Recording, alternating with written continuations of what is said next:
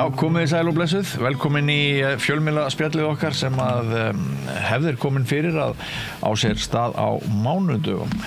Ég fengi 3 góða gesti til mín í þetta skiptið. Við ætlum að ræða kannski fréttir líðandi stundar og álitaefni í fjölmiðlun, stöðu fjölmiðlunar, blæðingu eða atgerfisflótta blaðamanna yfir í aðrar stéttir sem mun bera á góma og heilt yfir þá staða fjölmiðla ekki nógu góð hér á landi og það kannski ekki verið að ræða þessu skildi. Það svona eitt tilgangurinn með þessum þætti.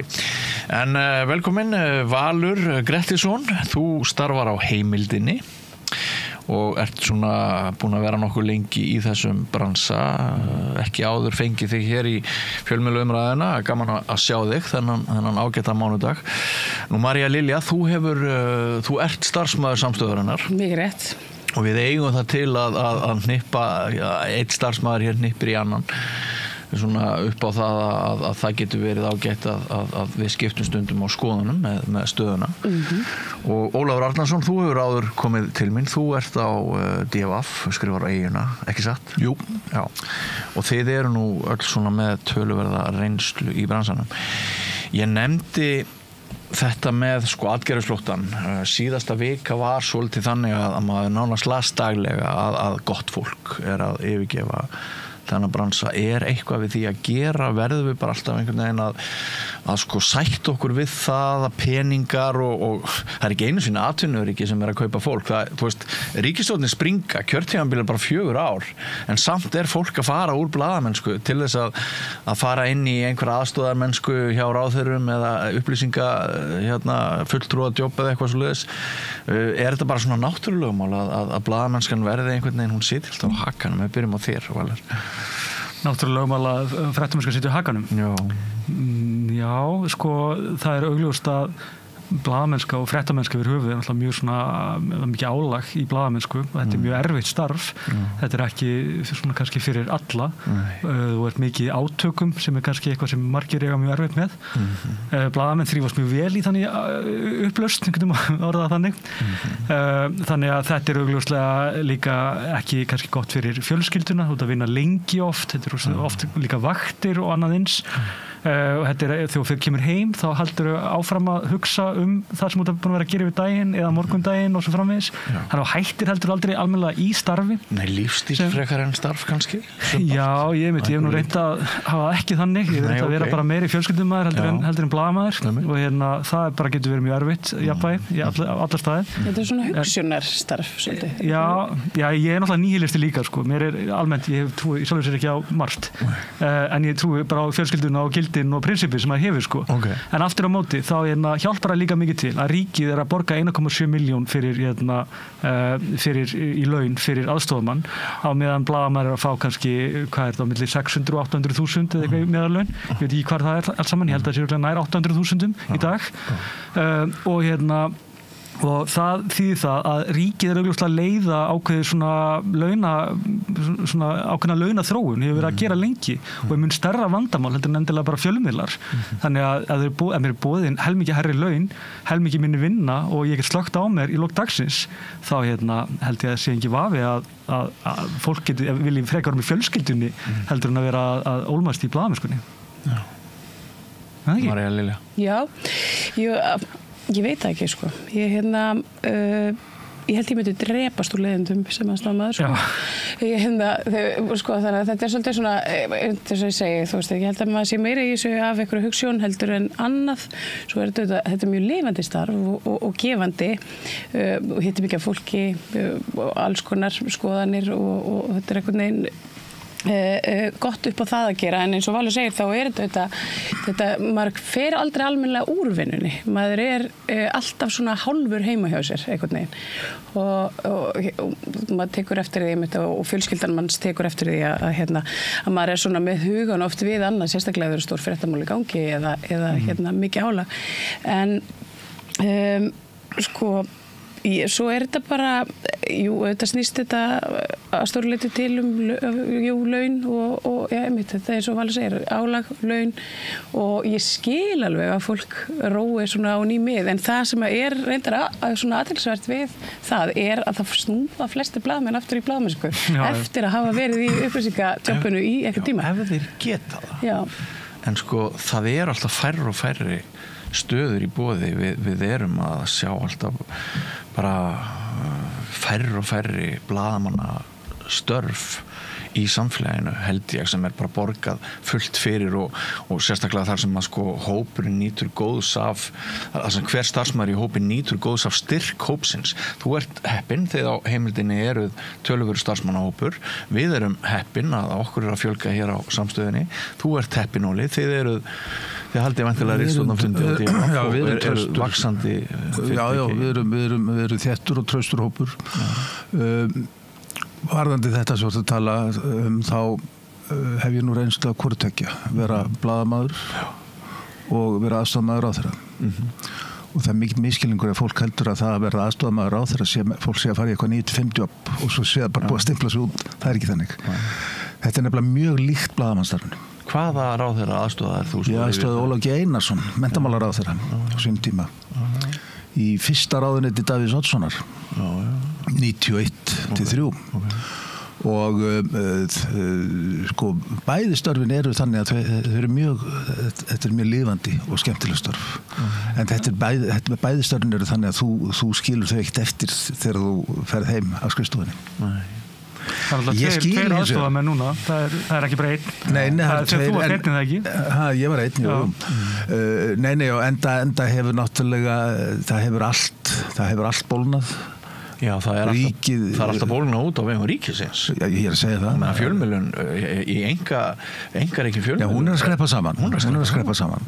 Og það er í raun og veru ekki margir einkarekni fjölmiðlar. Það til dæmis má setja mjög stórt spurningamerki við það hvort að Morgunblaðið sé einkarekið í þeim skilningi eða hvort það sé fjölmiðl.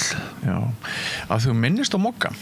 Þá, ég hafði samband við þá á Morgunblaðinu, ég bauð þeim að koma í þessa umræðu núna, vegna þess að Mogginn hefur verið töluvert til umræðu í síðustu þáttum, ekki bara hér heldur bara út allt samfélag. Skiljanlega. Við kannski tókum eftir kveðju Heimis Más, nýs upplýsingafulltrúa flokksfólksins, hvert hans fyrsta verk var. Hann sendi þeim nú heldur betur kveðjuna, en sem sagt Moggamenn vildu ekki senda fulltrúa í þennan þá. Og það er annað sem að við getum kannski rætt núna, að mér finnst það óþægilegt að ég upplifa að íslensk fjölmiðlun sé að polariserast, liðaskiptast og það sé erfiðar og erfiðar fyrir almenning að vita hvað er áróður og hvað er frétt og úr hvað átt kemur þetta og svona. Þetta er að gerast, þetta er ekki bara að gerast hér, þetta er að gerast allstaðar og við sjáum það að svona stórir og sterkir fjölmiðlar bæði hér ef við skilgreinum Morgunblaðið sem fjölmiðil svona. Þetta er í raun og veru að verða sko málgögn eða áróðustæki fyrir mjög öfluga hagsmuni. Morgunblaðið náttúrulega fyrir sína eigendur, fyrir útgerðina. Morgunblaðið er íslenskt, svo erum við með náttúrulega fjölmiðlana í Bandaríkjunum sem að virðast margir hverjir vera komnir undir hælinn á bara auðmönnum sem skipta sér af ritstjórn blaðana. En ef við reynum nú að vera svolítið erfiðu núna og bara spyrja okkur sem hér erum, er þetta nokkuð skárra hjá okkur? Eru þið á DFF ekki bara undir einhver eigendavaldi? Er ekki eitthvað dulið erindi þar? Eru þið á heimildinni ekki með eitthvað svona lefty rebel erindi? Eru fjárfestarnir komað að er ekki þörf hópi og eru við ekki á samstöðinni bara kolbjöguð einhverju klikkaðir sósíalistar sem ekkert að marka? Allavega ég. Allavega þú. Þannig að sko, ef við lítum okkur líka næróli, hvað er hérna? Jú, sko, það er alveg klárt mál að sko fjölmiðl stendur fyrir eitthvað. Já. Það er einhver bías hjá fjölmiðli. Það er ekki til, sá fjölmiðl er ekki til sem er bara skoðaður ákvarðanalaus, hlutlaus og segir ekkert nema fréttir. Fréttir eiga auðvitað að vera fréttir og það er það sem hefur breyst. Sko, ritstjórnargreinar eru það sem þær eru. Þar kemur fram skoðun ritstjórnar, skoðun eigenda eftir atvikum.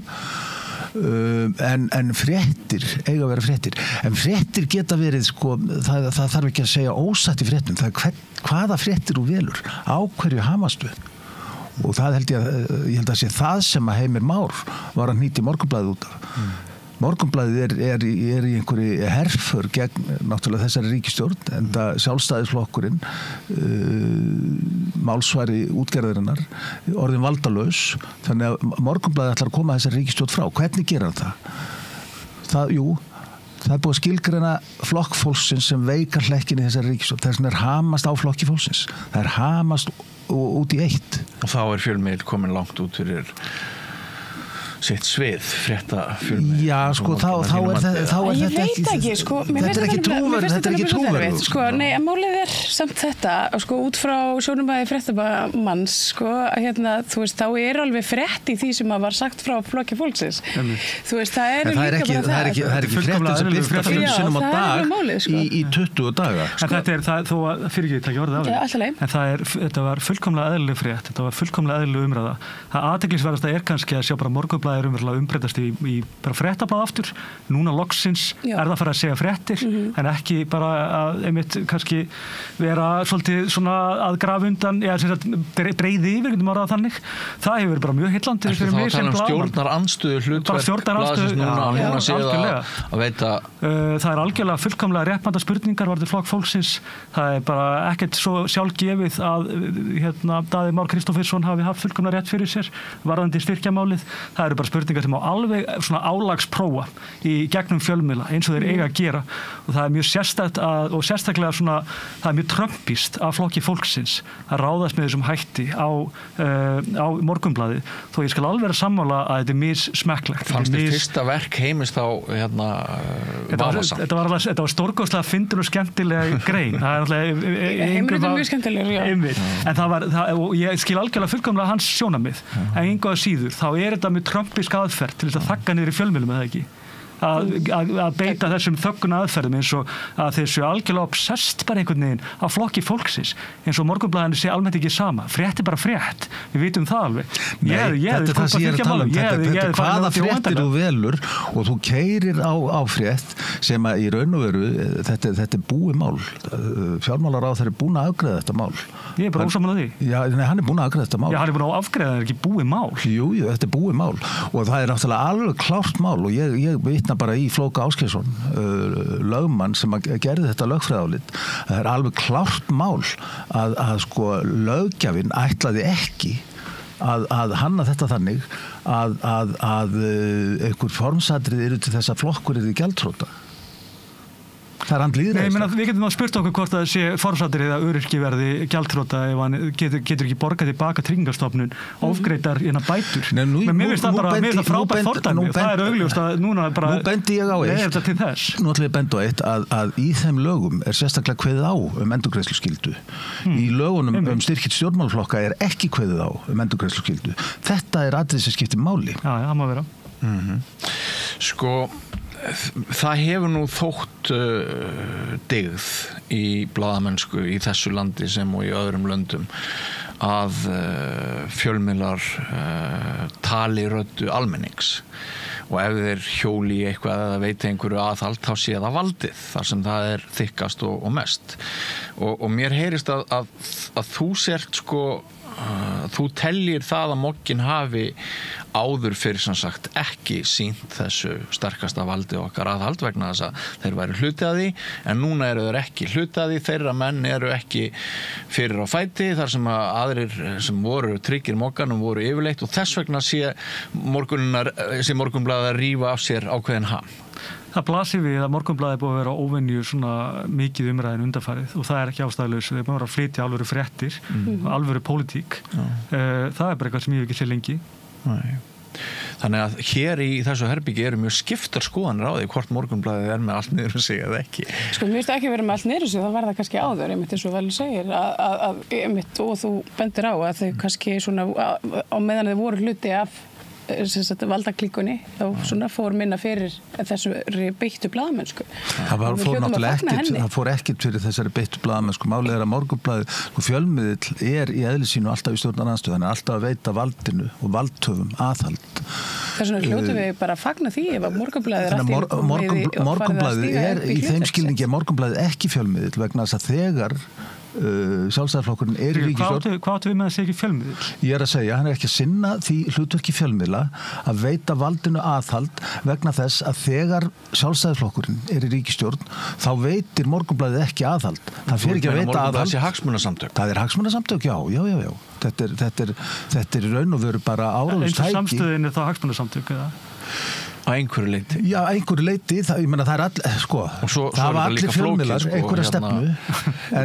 Eru við 18% hérna bæjast við á samstöðinni, af því mér skilst að 18% af fénu sem streymi til okkar komi í gegnum sósíalista?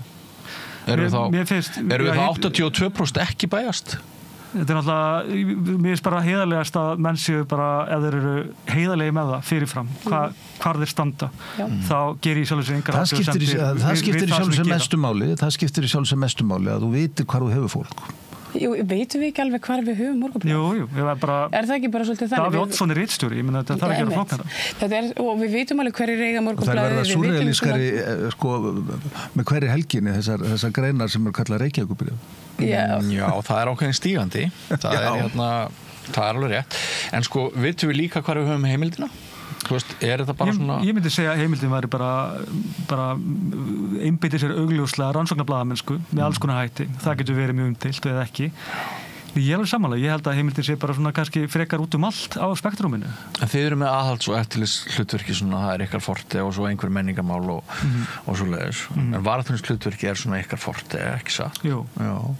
Og sjálfstæðar rannsóknir á því. Já. Og þetta gengur sæmilega. Mjög vel, verður. En af því að við erum að tala atgerðisfljóta, það er samt alveg sko sturlaðar mannabreitingar og margir af þeim blaðamönnum sem við töldum okkar sterkustu blaðamenn, þeir eru farnir frá heimildinni yfir í eitthvað annað. Finnið þið ekkert fyrir því?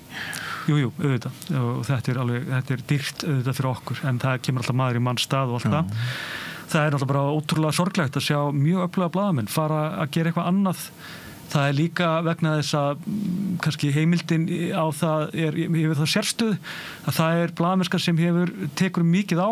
Til að mynda eru blaðamenn hjá okkur sem hafa verið ofsóttir út fyrir allan þjóðabálk af lögregluembættum sem hafa mínum mati verið misbeitt hreinlega, sem hafa verið ofsótt af fyrirtækjum sem hafa beitt sér mjög harkalega í krafti auðs og þetta er fólk sem hefur þurft að þola alveg ótrúlegar, bara nánast ofsóknir ef eitthvað er.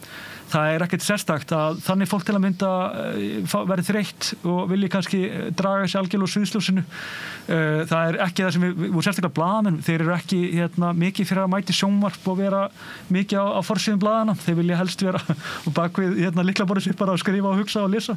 En þannig að þetta er bara mjög krefjandi blaðamenn sko, eins og hún er hjá okkur. Hún er öðruvísi krefjandi öðrum, það er meira bara svona vinnutímar og auðvitað það er miklu meira hraði oft og það getur verið mjög lýjandi. Mín persónulega skoðun er svo, bara svo ég haldi henni til haga, að í þessum rekstri öllum er bleikur fíll sem heitir Ríkisútvarpið. Já. Og ég heyri aldrei neitt annað en hundalógik finnst mér frá þeim sem að segja að við þurfum ekkert að ræða forgjöf Ríkisútvarpsins og nei, þetta truflar ekki okkar hagsmuni og eitthvað svona. Ég held að þetta sem meir og minna þetta viðhorf sem meir og minna tengt því að við erum öll vini á Ríkisútvarpinu, það er nálægðarvandi, við erum meðvirk í hvert skipti sem við ætlum að fara að tala eitthvað gagnrýni um Ríkisútvarpið, þá líður mörgum eins og að þeir séu að stinga vini sína þar í bakið og eitthvað svoleiðis sem það ætti auðvitað ekki að vera. Við erum ekki svo fá. Við erum ekki bara 5 manna fjölskylda. Við eigum að geta rætt þetta allt saman. Þú ert nýkomin frá Ríkisútvarpinu tiltölulega eftir 2 ára vinnu. 2-3 ár, já. Ég var sjálfur á RÚV í held í 5 ár. Og þannig að við þekkjum núna báðir hvernig það er að vinna hjá RÚV með hvernig það er að vinna hjá einkareknum fjölmiðlum. Ertu sammála mér með að forgjöfin í auglýsingum og svona afnóttæki sem sagt, já, bara ég að heyra það að auglýsingasafnarnir þeir eru með á 3 milljón í laun á mánuði hjá Ríkisútvarpinu.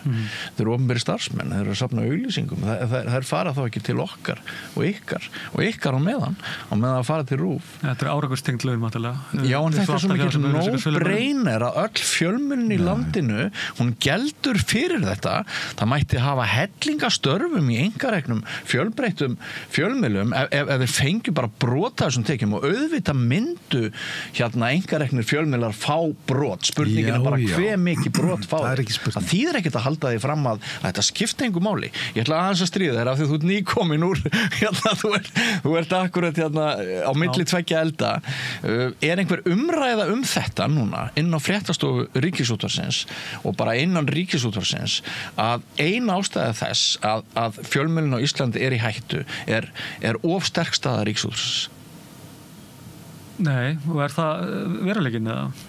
Er það RÚV að kenna sér þetta? Ég til það, samanber það sem ég var að segja. Ég held að það sé svolítið mikil einföldun að halda því fram að RÚV sé einum að kenna. Það má vera að... Ég sagði ekki einum að kenna, en þú veist, ein af ástæðan. Ein af ástæðan, já, ok. Það hefur svona það ástand sem er skapast á íslensku fjölmiðlamarkaði og blasir við öllum sem það er bara verið samdráttur og hann er bara mikill vegna þess að auglýsingasala hefur minnkað töluvert eða ekki ekki á RÚV, hún er alveg í botni. Nei, á fjölmiðlamarkaði, á einkareknum fjölmiðlamarkaði. Já, hún er að sogast og þetta er náttúrulega að fara til samfélagsmiðla, en svo hefur RÚV hefur algjörlega haldið sínu hlut og jafnvel aukið. Einmitt, og það er náttúrulega svo hitt sem er heimspeki sem er einmitt að einhverjum ástæðum ef við tökum sláum út fréttastofu RÚV, vil ég taka út allt RÚV, eða hvernig sjá menn þetta? Nei, nú er ég bara að tala auglýsingaforgjöf. Já, taka bara auglýsingarnar, taka hann af auglýsingamarkaði. Ég er ekki einu svona biðja að RÚV verði tekið af auglýsingamarkaði en að einhverjar hömlur verði setta. Ég verði tekið og fyrir ekki hjá RÚV, hún birti svo glimrandi vel þegar útvarpsráð bókar sérstaklega að fjárhagslega sé RÚV þröngt stakkur skorið. Ég hef bara aldrei lesið annað eins. 9,2 milljarðar á ári, þröngt stakkur skorin. Í hvað fara þessi peningar? Akkurat, þröngt. Það er líka áhugavert að auglýsendur vilja hafa RÚV á markaði. Það virðist vera þeim einhvern veginn í hag. Þeir vita ekkert almannahagsmuni. Nei, en svo er náttúrulega hitt að við vitum ekki annað en að svona frekasti vettvangurinn þegar kemur auglýsingum í heiminum í dag er bara Mark Zuckerberg og félagar og Elon Musk og allt þetta við vitum alveg að mestur partur af þessu fer bara beint á internetið. Já, en við höfum alveg svo litla stjórn á þessu. Það er þannig að innlent auglýsingafé fer á milli 55 og 60% núna út fyrir landsteinana á erlendar efnisveitur. Þá eru samt... Það er ekki eins og borgað vaskur af þeim auglýsingum. En þá eru samt eftir kannski 45% þessara peninga og ef RÚV heldur allt á sínu og hinir fá alltaf minna og minna þá deyr þetta allt drottni sínum þótt áskrifendavaldi sé aðeins að bústast hjá ykkur á heimildinni við séum að lifa af hérna vegna áskrifenda og svona. Ég segi bara að þið eru að horfa vitlausan og óvit. Ég skil ekki af hverju allir að hamast í RÚV út af þessu en af hverju þeir ekki að hamast í samfélagsmiðlum. Þetta er engin óvinur en þetta er gagnrýnin umræða stöðu fjölmiðlunar. En ég er að segja, af hverju er ekki verið að setja meiri kröfu á þingmenn að tálma einhvern veginn þessa auglýsingasögu sem þessi samfélagsmiðlar eru. Þú veist, að setja einhvers konar regluverk það getur nú verið erfitt að gera það. Þú getur sett það undir vask til dæmis, þannig að þessi greiddur virðisaukaskattur að þessu, sem er ekki í dag og ég reikna nú með og vænti þess að ný ríkisstjórn gerir þær breytingar en við verðum líka að horfa á það að þar sem að er rekið ríkisútvarp sem er náttúrulega víðast hvar í Evrópu þar er ríkismiðillin ekki á auglýsingamarkaði þannig að hann fær ríkisstyrk. Ég meina, ef þið sáttmála það, þá skiptir það heldur einhver tilfengilega máli verið neitt, sko. Nema bara skakreigendur auðvitað og svo ultra hægri menn, sko. Það náttúrulega, því skal haldið til haga að skoðun mín örugglega einhverju leyti bæjast í ljósi þess að við vinnum hér á miðli sem þetta raddir okkar heyrast í útvarpi og sjónvarpi og internetinu og svona og við eigum auðvitað í samkeppni við RÚV einhverju leyti auglýsingar. Ef þið á heimildinni væru sjálf útvars eða sjónvarstöð, þá væri kannski ástæðin önnur en af því að þið eru bara með þetta ágæta blað og þennan ágæta mann sem nú reyndar á með ótrúlega skelving ógn gagnvart fjölmiðlun en mér finnst sko þið hafið tekið eftir því að hver nefndin, pólitíska nefndin á fætur annari, hún fjallar alltaf á ríkisútvarpið, alltaf komast að sömu niðurstöðu, það verður að gera eitthvað.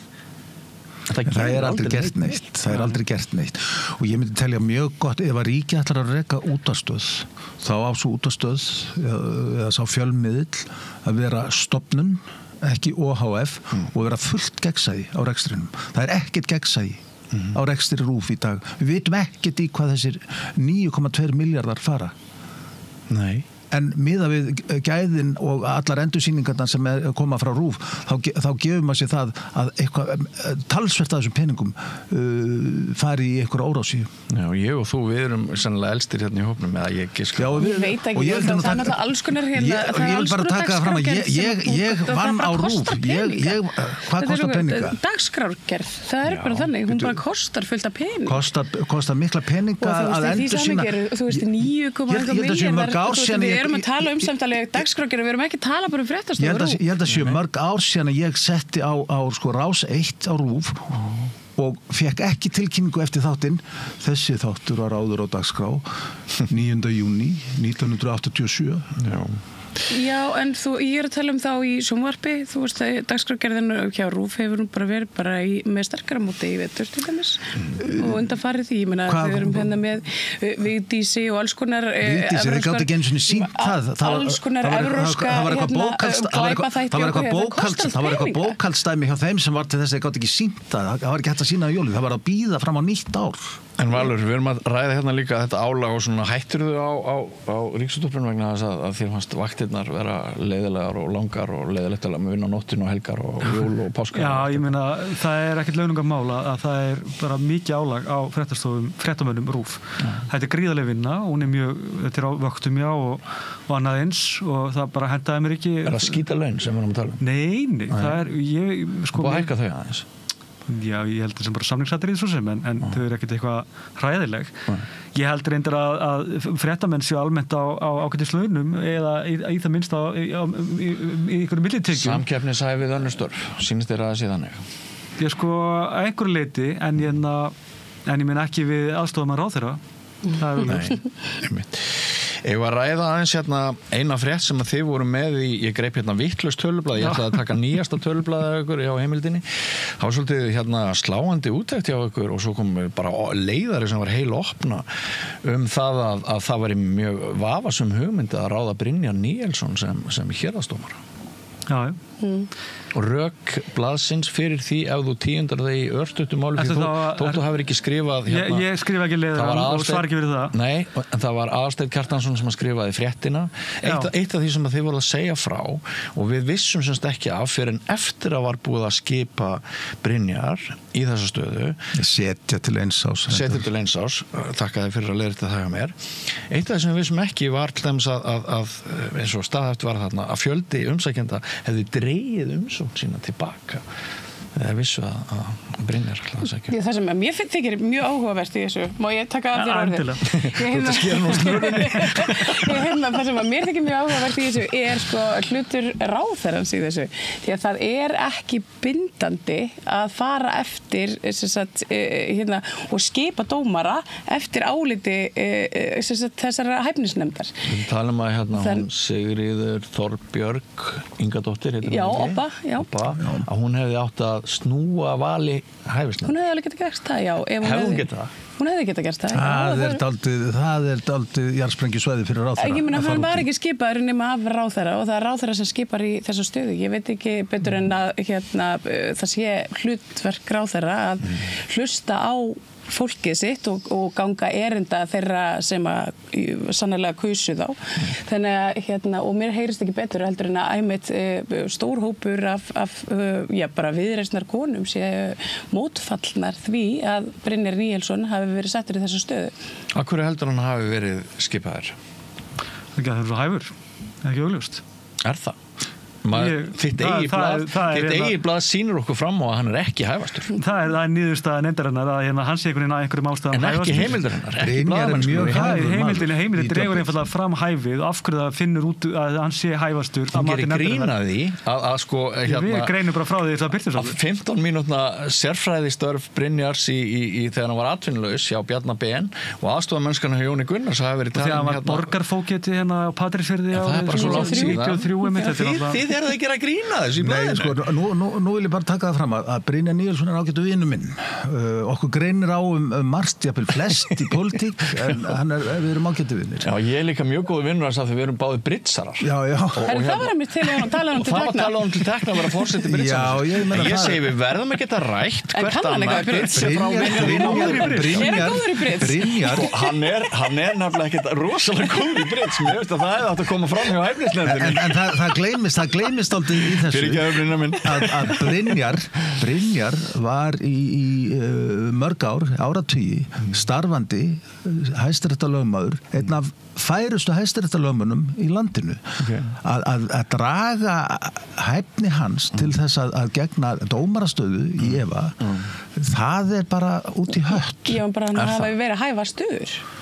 Já, klárlega með þessa reynslu ég horfi til lögmannsstarfans og hann hefur dómarareynslu að því að hjá fógeti var með dómsvald áður en að þeim lögum var breytt. Já, akkur var þeim aftur breytt. Já, nei, sko, það breytir ekkert því að í því felst dómarareynsla. Já, okay. Og Brynjar er sko, hann hefur sína skoðanir en hann hefur sjálfur bent á það að dómara ber ekki að dæma eftir sínum skoðunum, honum ber að dæma eftir lögunum og ég treysti Brynjar alveg fullkomlega til þess. En þú sem hefur María Lilja verið hérna í baráttu fyrir minni hlutahópa svona mjög aktíft með dettur í huga að þú setir spurningamerki við svona traust. Ég er bara menn sem að tala til dæmis niður hælisleitendur og hérna fara mikinn í því að við erum að fordæma sína svona opinberu vettvangi og svo hérna ekki bara hælisleitendur heldur líka þetta þoli drópeldis. Það er þetta bara þannig að við þurfum að standa vörði sko hérna bara álit almennings á réttar og dómskerfinu okkar og þetta var ekki til þess að auka það. Ég held einmitt að þetta er eftir að vera mjög problematískt á margan hátt fyrir Brynjar og það er mögulega bara verið að gera honum hérna, hvað heitir þetta? Þetta er ekki mikil greiði gerði með þessu af því að það þarf ítrekað líklega að reyna á hæfans í alls konar aðstæðum sem bara aftur kosta tíma, peninga og orku sko. Ég hef ekki miklar á að gera þessu. Það er ekki eins og hann sé einn dómari hér á Reykjavíkur. Það eru margir dómarar þar. Málum er úthlutað, dómstjóri úthlutað málum. Ég er bara að segja að það mun augljóst að reyna á hæfans oftar en hjá Símoni Sigvald, skilurðu. Það var augljósum ástæðum. Af því að Símon er ekki búin að vera alþingi og búin að tjá sig allt og ekkert. Nei, en hann er nú heldur betur með blettóttan dómaraferil. Ein af ástæðum þess að ég dreg þetta hérna inn í sem umræðefni, í umræðum fjölmiðla, er að sko, mér fannst að ég var að hugsa aftur í tíman. Og mér fannst það svolítið miður að sko mér fannst fréttnæmar upplýsingar sem komu fram hana hjá ykkur á föstudaginn þetta mál að þær komu fram svo seint. Við vissum þetta fyrir langalöngu og þetta var á leiðinni. Það er sitt hvað sem bendir til þess að þessi gamla Ísland að mínum mati að véla gamla valdabandalagið þar sem þeir hérna tökum bara dæmið þegar Þorsteinn Davíðsson var skipaður héraðsdómari fyrir norðan þá voru bara samantekið ráð að ef þú ætlaðir að vera áfram í náðinni hjá Davíð og Sjálfstæðisflokknum þá sóttur náttúrulega ekki þá stöðu Já.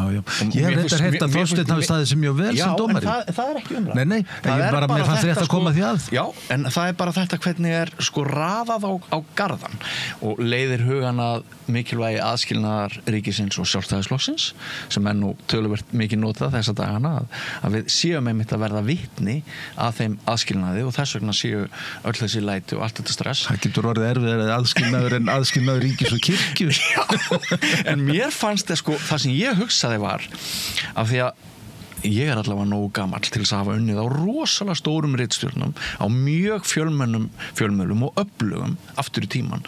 Það sem ég saknaði var að við hefum fengið þess alltaf frétti og þessi sjónarhorn í heimildinni fyrr á meðan og þar með hefðu fjölmölar geta veitt valdhöfum aðhald í ákvarðanatöku og mér finnst þetta vera svolítið búið. Ég verða að viðurkenna það. Það bara skúpið dautt.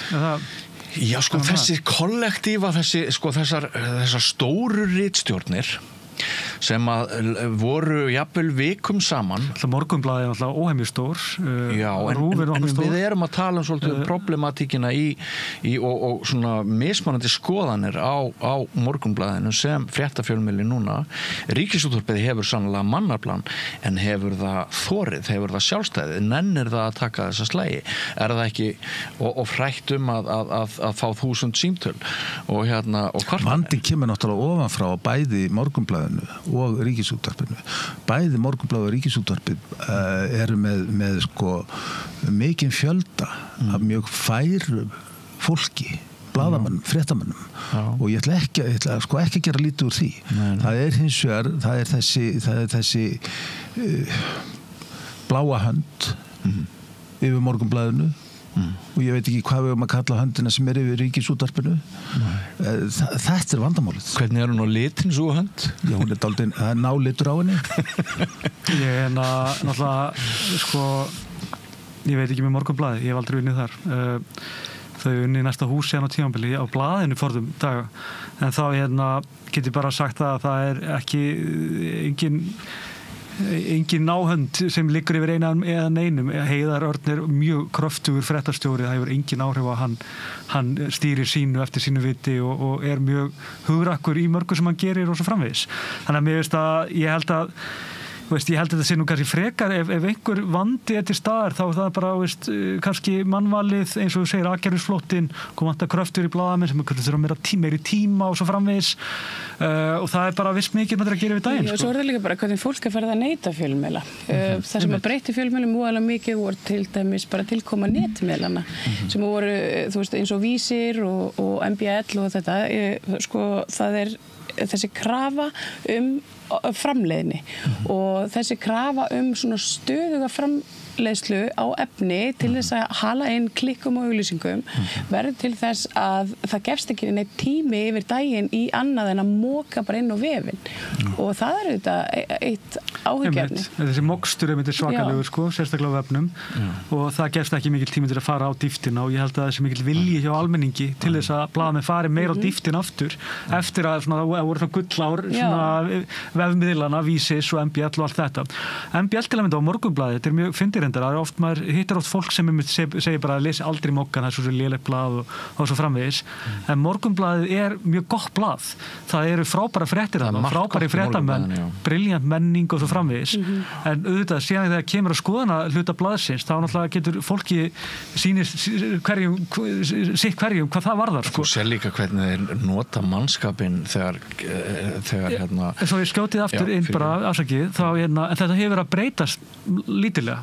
Hingað til hefur ritstjórnin að mér finnst að verið mjög öflug í innlendu fréttum á MBL og sérstaklega MBL reyndar en líka á Morgunblaðinu, en ég hef verið að sjá mjög furðulega fréttir núna oftar en einu sinni fréttir sem eru að tala um einhverja nafnlausa forstjóra að kvart yfir að starfsfólkið er að vera að hætta að fara í vinnu hjá borginni sem er mest að furðufrétt sem ég lesið hana og svona fréttir sem eru svona sína ákveðin dómgreinda brest í ritstjórninni, hjá ritstjóra allra fréttastjóra og það veldur mér áhyggjum að einhver leitinu til að það er svona að vera að brjóta ákveðin prinsipana mjög einkennilega.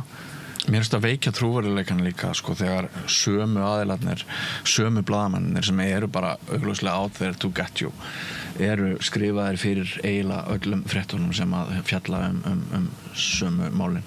Já. Ég get ekki séð sko breiddina í því að sami maður alltaf í sama málinu og við vitum algjörlega skoðanir hans, þá hefur þetta missið Morgunblaðið einhverju leyti trúverðuleika sinn að mínu mati.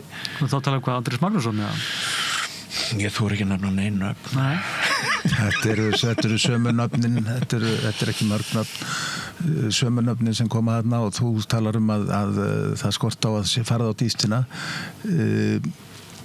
Já, ég veit það ekki. Morgunblaðið er kannski að fara á dýftina þegar þeir hamra á einhverju máli sem að sko, eins og til dæmis þessu með styrkjamáli. Þeir hamra á því dag eftir dag, þetta er búið að vera í margar vikur núna. Reynda textum einhvern veginn alltaf að missa á því að Sjálfstæðisflokkurinn fékk nú líka styrki án þess að vera formleg stjórnmálasamtök.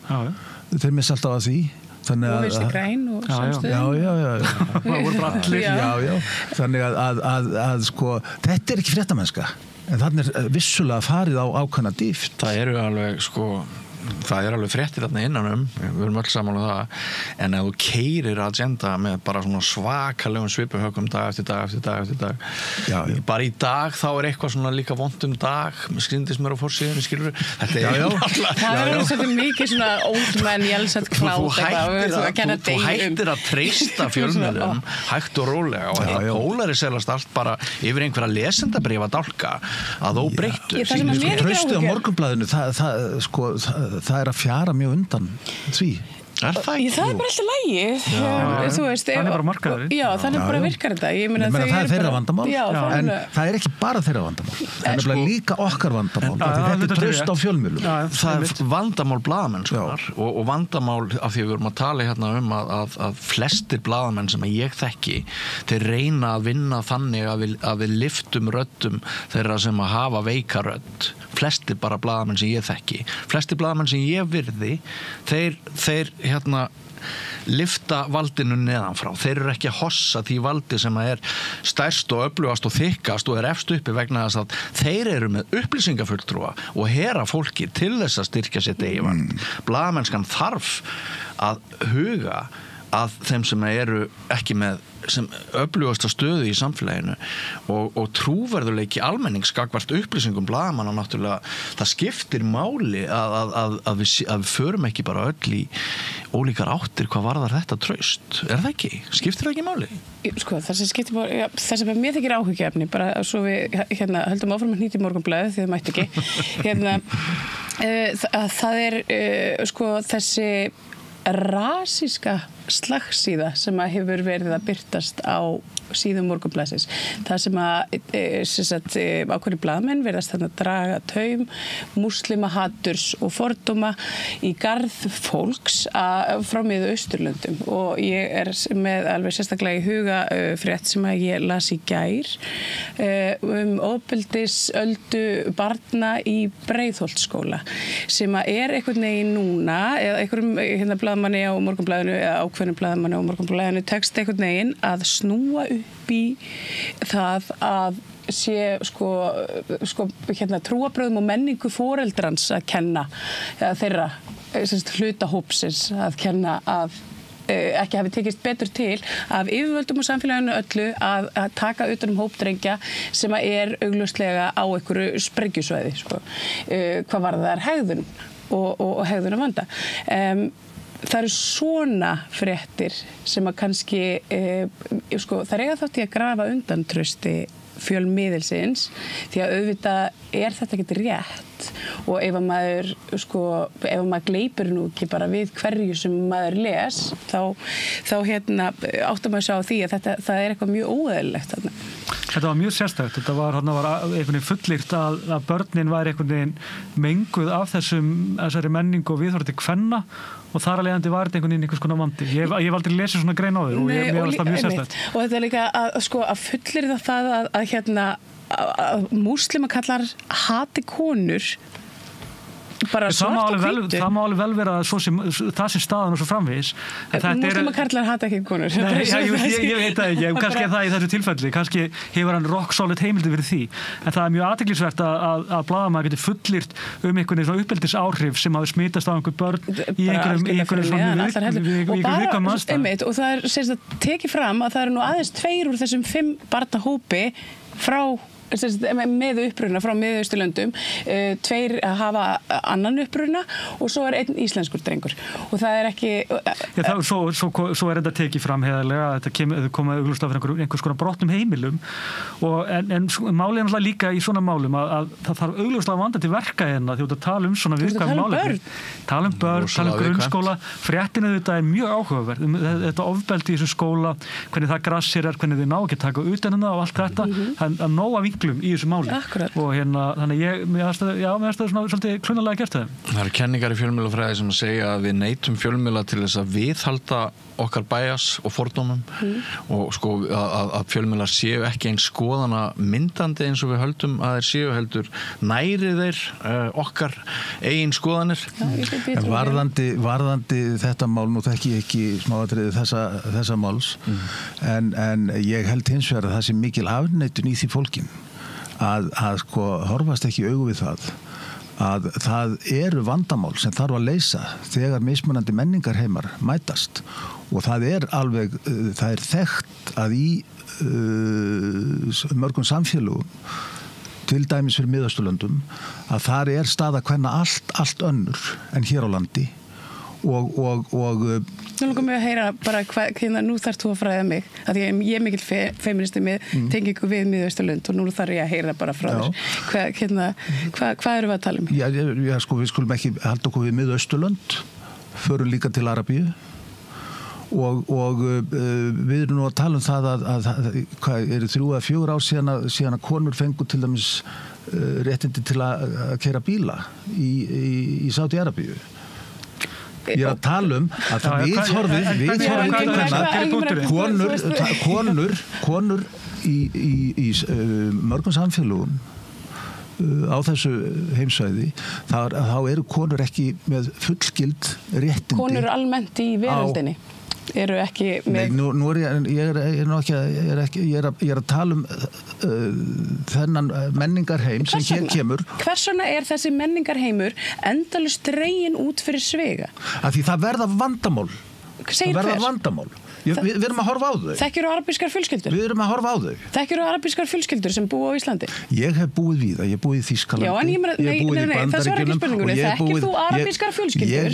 Þekkir þú arabískar fjölskyldur sem búa á Íslandi? Ég þekki sambúð arabískra fjölskyldna í vestrænum samfélögum við vestrænum samfélögum og það koma upp ég á ekki arabíska vini á Íslandi og veist þú hvernig þeirra inngilding er háttað og hefur þú einhverja hugmyndum það er mikil afneitun í því að það megi að halda því fram að hér komi ekki upp vandamál þegar svona ólík menning mætist það er fullkomin afneitun hvað er svona ólíkt við menningu þú tökum hérna út fyrir svega Palestínufólk, af því að nú er það sko, það eru flestir sem hingað hafa sótt um hæli. Ég er ekkert að taka einhvern einn hóp. Þú tókir alveg að Sádi-Arabíu. Ég velti bara fyrir mig hvaða máli skiptir það nákvæmlega í þessu samhengi? Að halda því fram að hér sé ekki mál sem við þurfum að horfast í augu við að Já, þið eru að halda því fram hér. Já, ég þið eru að halda því fram hér. Það með ekki eins og ræða þetta. Eigum við ekki bara fjalla vandamáli þegar þið koma upp? Þið eru að halda því fram að með ekki eins og ræða þetta. Eigum við ekki bara fjalla vandamáli þegar þið koma upp sem blaðamenn? En ekkert einhvern veginn svona að gefa okkur það að það gætu komið mögulega upp einhver vandamála því að við erum svo rætt við einhverju menningu. Kom ekki vandamálið upp? Er ekki vandamálið til staðar þarna? Vandamálið er það að það er einhverjum drengjum sem líður illa í Breiðholtsskóla. Það er vandamálið. Og við getum ekki tekið utan á þessu samfélag. Hlusta á mig. En það má ekki ræða það að mögulega er hluti af þessari vanlíðan vegna þess að þeir þurfa að vera í tímum hjá konun sem kenna. Samkvæmt hverjum? Má ekki ræða þessa hluti. Samkvæmt hverjum? Jú, mér langar að heyra það, einmitt. Nei, það má ekki. Þetta vandamál er ekki til. Þú segir að þetta sé ekki til. En ákveð má það ekki ræða það? Það vil allir ræða. Við erum að bjóða núna. Hvað er málið með konur og þessu arbeids og stráka? Hver er staða þeirra, segirðu? Morgunblaðið segist hafa heimildi fyrir því að eitt hluti vandamálsins sé að það sé ekki hægt að skólayfirvöld get ekki nálgast fjölskyldundan vegna þess að það megi bara feðurnir tala við skólan, mæðurnar mega það ekki. Þetta vandamál. Þið útskýra ekkert fyrir geta feðurnir ekki tala við skólan? Er það það næst ekki í þá. Ég var nú með pappa hérna í viðtali sem var í það næst ekki í þá. Þú veist, búin ég er að byggja þetta á þessari frétt. Á fordómum. Nei, á þessari frétt. Þetta segir ekki fréttin, það ná ekki fyrir þetta. Akkur er ekki talað við pappana? Skólinn ef það ereitthvað erfitt að ná í mæðurnar vegna þess að það er eitthvað menningar skólinn má ekki tala, mæðurnar með ekki tala við skólan. Nei, okkur talaður ekki við pappan þá? Finnst ykkur ekki vandamál ef að hingað kemur kúltúr þar sem að konur mega ekki vera fulltrúar fjölskyldunar til dæmis gagnvart skóla? Það er ekki vandamál. Það er bara, sko, þetta er ekki kúltúr. Hvers fáránleika leikhús er þetta? Nei, þetta er bara, ef það er, þá er það bara einhvers konar heimilisofbeldi. Nei, þá er það bara einhvers konar heimilisofbeldi og það er bara fullt af íslenskur heimilum sem er nákvæmlega svona. Þetta er hér í hnotskurn vandinn við það að það má ekki tala hlutina. Það má ekki viðurkenna að það koma upp vandamál. Hvert er vandamálið? Veistu það, ég nenni nú ekki eins og að tala við þig þú skilur ekki mín orð að hér er vandamál, þú las sömu fréttina, þú gerði þessa fréttað umtalsatriði að því þér fannst hún svo fáránleg. Mér finnst hún ekki fáránleg. Mér finnst hún alls ekki fáránleg. Hvert er vandamálið? Við erum að benda á augljóslega í fréttinni eru ákveðin atriði sem blaðamaður gefur sér sem eru mjög vársum. Hann er að gefa sér það þessi ákveðin inngilding í börnin sem gera það verkum að þau séu að haga sem þeim hætti í þessu stóra máli sem varðar ofbeldi gagnvart öðrum börnum. Þið eruð að hafna því með öllu. Við vitum það ekki. Þið eruð að hafna því með öllu að menning og uppeldi hafi áhrif á börn. Á meðan við vitum ekki meira. Ég hef hvergi hafnað því. Jú, þið hafið hafnað því. Ég segi bara þessi ósatt. Ég er bara algjörlega ósammála því. Sko, ég held að menning hafa bara allt þetta að segja en það þýðir ekki það að það sé því að kenna ef þú skilur munum á því Býttu við munurinn á því að þú komin aftur að því að það má bara ekki ræða hluti. Jú, en ef ekki þetta ræða út frá bara svona kannski félagslegum aðstæðum frekar til að mynda það sem börn augljóslega eiga sameiginlegt í svona aðstæðum. Ég náttúrulega koma kannski frá brotnum heimilum. Ég efast ekki að það sé í þessum tilfellum þó það er talað það lítilega þetta í greininni og þetta er ágætlega greint frá því en ég held að það sé mögulega ríkari vandi heldur en endilega að hvaðan fólki kemur eða uppruna og svo framvegis þó að menning augljóslega eins og bara menningin í Suðurnesjum en hvað með menninguna í kringum íslenska drengin eða þú veist hvað er það þetta er alltaf bara félagslegu vandi það er ekkert flokkar en það Hvað áttu við? Ég meina það er íslensku drengur í þessum hópi. Já, það eru 2 arabískir, 1 íslenskur og svo 2 af einhverjum óræðum uppruna sem við fáum aldrei að vita neitt meir Þannig hvað með þeirra menningu? Það hafa verið til íslensk vandræðabörn bara frá og alda. Nákvæmlega, líka arabísk. Já, en það má ekki ræða það að sko rótin að þessu vandamáli kann að vera menningarmunurinn. Segir hver? Hingað kemur fólk, það er að koma inn í Íslands samfélag, það sættir sig ekki við þá menningu sem við erum í. Hvað hefur þú fyrir því þessum fullyrðing? Ég er ekki að fullyrða neitt. Ég sagði mögulega, en það má ekki ræða þetta. Jú. Það er bara rasismi að ræða þetta. Nei. Jú. Já, það fyrir eftir hvað orðu finnst sko, en mér finnst bara allt til að ræða þetta. Ég held að við höfum bara of lengi sleppt því, of lengi sópaði þess af borðinu og ég held að svona, við sem erum frjálslynd, það sé okkur hefnist fyrir það núna með þessari íelsbyltingu sem er eiga sér stað mjög víða í heiminum og ég held að við vorum við það of frjálslynd? Já, mörgu leyti. Ég held að við vorum ekki of frjálslynd en ég held að við ekki rætt þetta með nógu svona opnum hætti. Það er ástæða fyrir því að fólk ræðir þetta ekki. Við höfum séð það hérna síðustu 10 mínútur. Ég finnst allt í lagi að fólk takist á. Men það er bara ekkert að því. Já, það er bara mjög fínt. En sem sagt, og ég er sammála því, mér veist bara, ég veit ekki hvort það voru 10 eða 15 mínútur, en mér finnst bara mjög áhugavert að heyra ykkur ræða þetta. Og ég ætla ekkert að dæma þetta spjall eða krýna einhvern sigurvegara. Mér finnst bara fínt að þessar umræður, það var þá tappað einhverju þrýstingi. Og ég er sammála þér. Mér finnst við ættum að íslenski fjölmiðlar ættu bara að reyna að þora aðeins meira að pota sér út úr þögninni og... Ég held að það myndi bara allir hópar hafa bara svo lítið gott af því að við myndum fjalla bara hlutina eins og þeir eru. Og ég meina ef við erum að horfa fram á okkur stórkostlegan menningalega vanda, þá þurfum við náttúrulega bara að gera grein fyrir honum, en það hefur ekki verið gerst. Við erum bara að gefa okkur hluti. Það er líka Ísland náttúrulega kannski hefur náttúrulega verið gæfusamt hvað það varðar, enn sem komið að það, ég meina félagsleg vandamál og svona í ættu það sem við séð kannski í öðrum löndum ekkert sérstaklega mikilega rík út af það kemur innflytjendum og það bara aðalega vegna þess að Ísland ennþá svona viljum við meina stjættlaust samfélag. Það auðvelt að komast inn í Íslands samfélag, auðvelt að fá sér vinnu, auðvelt að fá sér alls konar vinnu og þannig að ég held að sú inngilding sé líklega svona sterkast í öllu sem máli. Ég held að það sé alltaf til einhver, ég held að það sé ekki eitthvað bara að þau eru arabískir og þess vegna þetta einhvern veginn hræðilegt alls saman. Ég held að það sé bara félagslegur þættir sem eru mun sterkari í þessu vandamáli allavega, en það er mjög áhugavert að sjá blaðamenn að fullyrða annað á þess að hafa mikið fyrir sér að því ég felst ekki alveg á þessa túlkun ykkar á sko frétt Morgunblaðsins. Ég les ekki sama rasismann út úr þessari frétt og þið virðist lesa út úr henni. Við munum ekki leiða þetta til lykta, en mér langar svona rétt í lokin, tíminn er þóttinn frá okkur. Mér langar til þess að bara svona af því mér persónulega langar til þess að vita þú getur kannski ekki sagt okkur í hvaða máli þú ert núna, Valur, sem blaðamaður vegna þess að kannski verður að ríkja leyndi við því. En hvert var síðasta mál sem þú skrifaðir og hvers vegna? Bara svona stutt í lokin fyrir okkur. Já, með 2 avísu. Ég var annars vegar með Ölduna, brimbrettamálið hana í Þorlákshöfn, sem er mjög áhugavert mál og bara svona sýnir kannski svona útþenslu og svona uppbyggingu lítið sveitafélags sem bitnar mjög illa á fágætari, svona viðkvæmari menningu. Og hvers vegna fórstu í það mál? Það var bara fyrir tilvíljun, sko. Ég hafði í sjálfu sér engan áhuga á þessu máli. En svo þegar maður að skoða betur, þá þegar maður að sjá svona eins og með allt þetta. Það er aldrei tilvíljun sem ræður í hvaða mál við ákveðum að setja tíma í. Það er alltaf að lokin einhverju skoðun, ekki satt? Ég er smá tækifæri sinn oft í vinnunni, sko, bara til að hafa eitthvað að gera, sko. En svo náttúrulega hittir auðvitað, var ég að hringja alla borgarfulltrúa í kringum slitin miklu, sem voru náttúrulega með ólíkindum. Framdi Einar Valdarána sjálfum sér. Hann plottaði yfir sig. Já, ég held að hann sér bara svolítið leiksoppur örlagana og Inga Sæland hafi verið svona kingmaker, getur maður að þannig að En voru þetta tilvílunarbundi gikkjaður bara? Var það ekki svona engin innri ástríða að lyfta röddum brimbrettafólksins sem yrði undir í hagsmunabaráttu við risakorporisma og veist eitthvað svoleiðis? Það er aldan sem gleypti engar hugsjónir sem að keyra þína blaðamennsku áfram?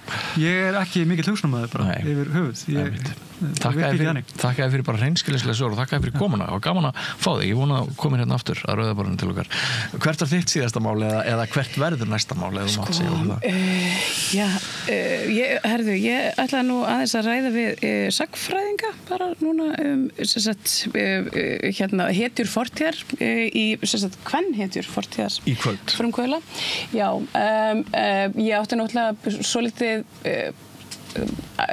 stórtmál í síðustu viku karlmennskun og krossgötum. Ég fekk Frosta Lóðsson og Þorstein Einarsson til mín. Það er nú kannski eitt áhugavert í því samhengi, en það er hvernig fjölmiðlar fjölluðu það viðtal sem að var Aðalega DVF var það ekki? Já, þú veist Óli, varst þú að skrifa fréttir? Nei, ég var ekki því. En sko, það fór svona minna fyrir innihaldinu og meira svona kannski svona, þú veist, hvað ég var að segja, svona stemningunni á milli viðmælandana. Frekarna svona efnisgreina. Heldur hann efnisgreina sem að mér þykir svolítið áhugavert, sko, en þetta er svona klikkbeita. Já, blásið á tilfinningar. Já. En það var auðvitað mjög spennandi. Annað viðtal sem að ég tók í síðustu viku og kannski fór svolítið undir radarinn en var mjög skemmtilegt. Það var við hann Brand Bryndísson myndlistamann.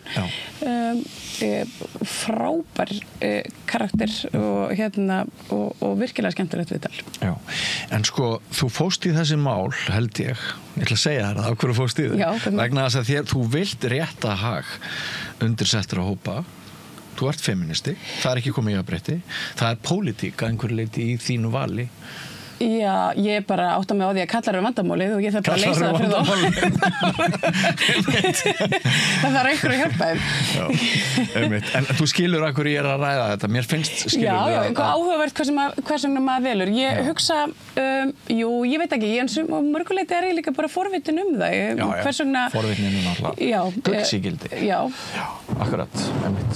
Og Óli, hvert var þitt síðasta mál eða hvert verður þitt næsta mál og hvers vegna? Maður svona alltaf, ég með eiguna og þar erum við svona með pólitíkina. Já. Og maður alltaf leggur hlustir svona eftir orðin á göttunni. Já. Og puttan á púlsinu kallast það. Já. Og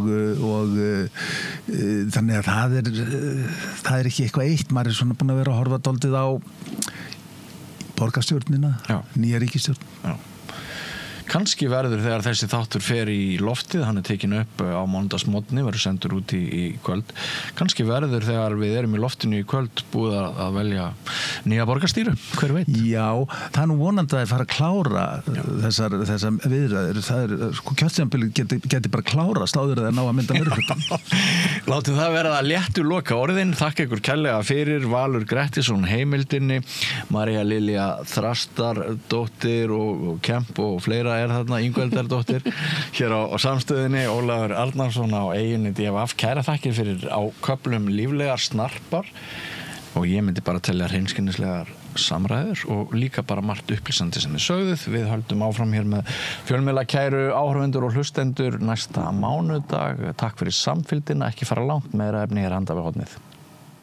Með því að ganga í leigjendasamtökin styður þú baráttu leigjenda. Leigjendasamtökin eru fyrir öll þau sem vilja vinna að réttlæti og öryggi á húsnæðismarkaði. Leigjendasamtökin.is